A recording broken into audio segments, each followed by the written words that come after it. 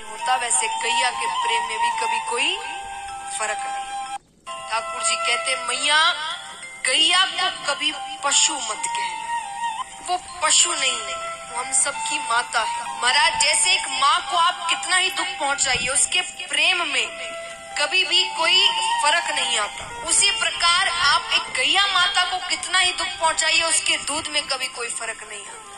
ये जानते हुए भी कि क्या पता इसी दूध को पीकर यही मुझे आगे जाकर काट देगा या बेच देगा, लेकिन उसके दूध में कभी कोई फर्क नहीं आता।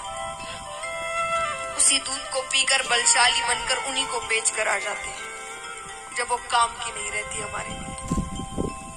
तो जैसे एक माँ के प्रेम में कोई फर्क नहीं होता, वैसे गैया के प्रेम में भी कभी कोई फर्क नहीं।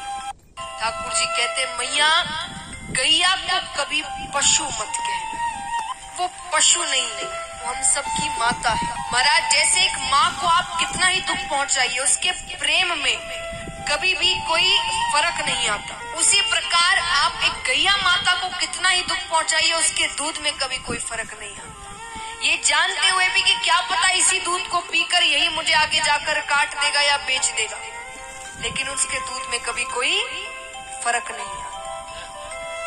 उसी दूध को पीकर बलशाली बनकर उन्हीं को बेचकर आ जाते हैं जब वो काम की नहीं रहती हमारे लिए। तो जैसे एक माँ के प्रेम में कोई फर्क नहीं होता, वैसे गैया के प्रेम में भी कभी कोई फर्क नहीं।